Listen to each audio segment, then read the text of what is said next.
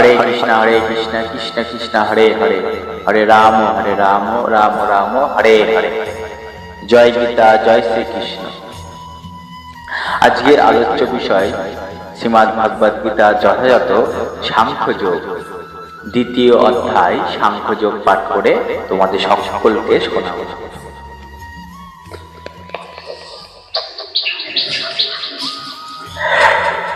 তানি সর্বাণি সংযম্য যুক্ত অসীম মৎপর বশেহি যস্যে ইন্দ্রিয়াণি তস্য প্রণা প্রতিষ্ঠাতা।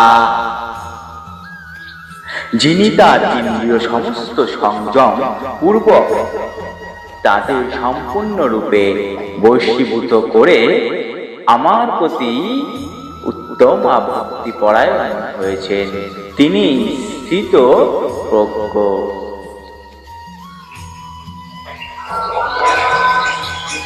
কৃষ্ণ ভক্তি যে সর্বশ্রেষ্ঠ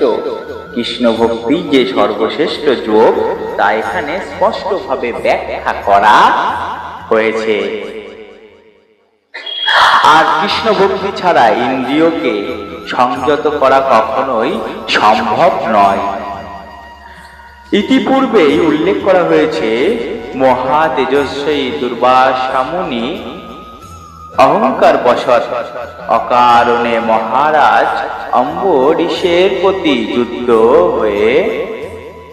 হয়ে তার ইন্দ্রিয়ের উপর নিয়ন্ত্রণ হারিয়ে ফেলেছিলেন।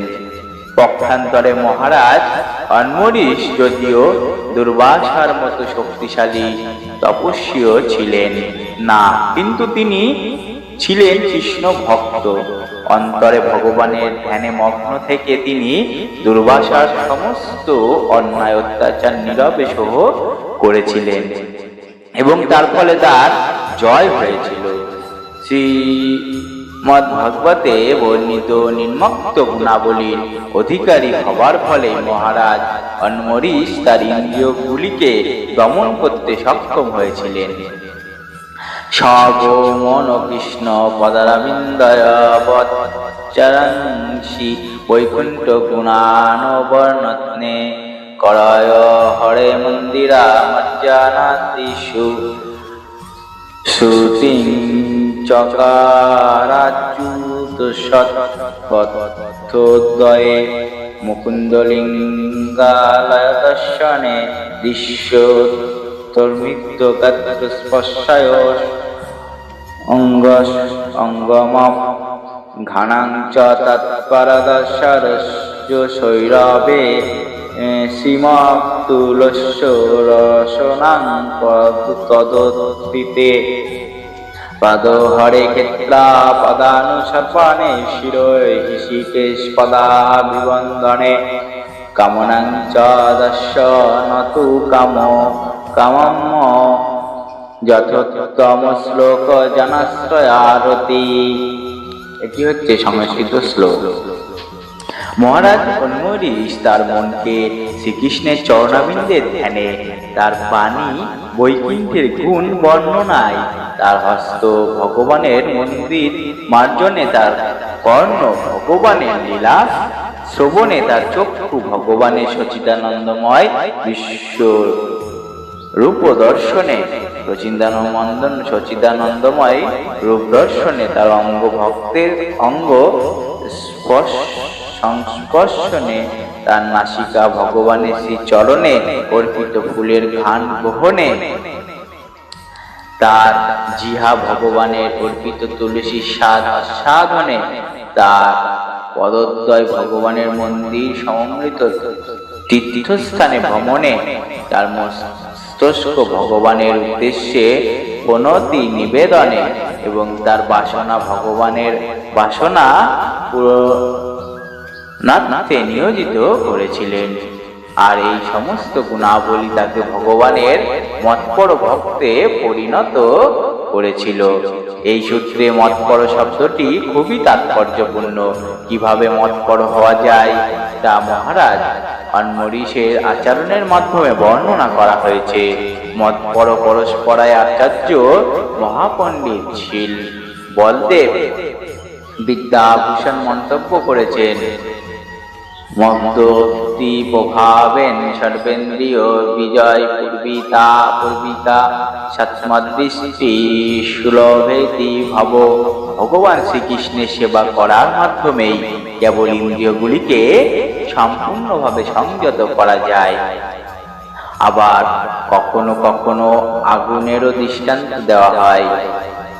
লীলাহীন আগুন যেমন একটি ঘরের মধ্যে সবকিছু পুড়িয়ে ফেলতে পারে, তেমনি যোগীর হৃদয়ে অবস্থিত ভগবান শ্রীকৃষ্ণ তার অন্তরের সমস্ত কুলসতা দগ্ধ করে দেন। যোগ সূত্রেই ভগবান শ্রীবিষ্ণুকে ধ্যান করার নির্দেশ দেওয়া হয়েছে। শূন্যে ধ্যান করার কোনো কথাই বলা হয়নি। যে সমস্ত তথাকথিত যোগী শ্রীবিষ্ণু ছাড়া অন্য কিছু ধ্যান করে, তার কোনো অলিক ছায়ামূর্তি দর্শন করার আশায় অনর্থক সময় নষ্ট করে থাকে। আমাদের কৃষ্ণ ভাবনাময় হতে হবে, পরমেশ্বর ভগবানের প্রতি ভক্তি পরায়ণ হতে হবে। এটি প্রকৃত যোগের উদ্দেশ্য। ধ্যান বিষয়ন পুংস সঙ্গস্তেষু পজয়তে সংগাত সঞ্জায়ত কাম কামাৎ ক্রোধয় বিজয়তে। ইন্দ্রিয়ের বিষয়সমূহ সম্বন্ধে চিন্তা করতে করতে মানুষে তাতে আসক্তি জন্মায়। আসক্তি থেকে কাম উৎপন্ন হয় এবং কাম থেকে ক্রোধ উৎপন্ন হয়। যার অন্তরে ভগবক্তির উদয় হয়নি, ইন্দ্রিয় গাহ বিষয় সম্বন্ধে চিন্তা করার ফলে তার মনে জড় বাসনার উদয় হয়। ইন্দ্রিয়গুলিকে সঠিকভাবে নিযুক্ত করা দরকার। তাই সেগুলিকে যদি ভগবানের প্রেমময় সেবায় নিয়োজিত করা না হয়, তাহলে অবশ্যই জড়জাগতিক কার্যকলাপে লিপ্ত হবার জন্য তারা চেষ্টা করে জড় জগতে সকলে ইন্দ্রিয় গাহ বিষয়ের দ্বারা প্রভাবিত হওয়া। এমনকি ব্রহ্ম এবং শিব তার দ্বারা প্রভাবিত। স্বর্গলোকের অন্যান্য দেবদেবীদের তো কোনো কথাই নেই। আর জড় জগতের এই গোলক ধাঁধা থেকে বেরিয়ে আসবার একমাত্র উপায় হচ্ছে কৃষ্ণ ভাবনাময় ভাবিত হওয়া। এক সময় মহাদেব গভীর ধ্যানে মগ্ন ছিলেন। তখন পার্বতী তার সঙ্গ কামনা করলে তিনি সম্মত হয়ে পার্বতীর সঙ্গে মিলিত হন। ফলে কার্তিকের জন্ম হয়। ভগবানের একনিষ্ঠ ভক্ত ঠাকুর হরিদাসও তার যুবাবস্থায় এভাবে স্বয়ং মায়াদেবী দ্বারা প্রলুব্ধ হন, কিন্তু ভগবানের প্রতি অন্যান্য ভক্তির প্রভাবে তিনি অনায়াসে সেই পরীক্ষায় উত্তীর্ণ হন।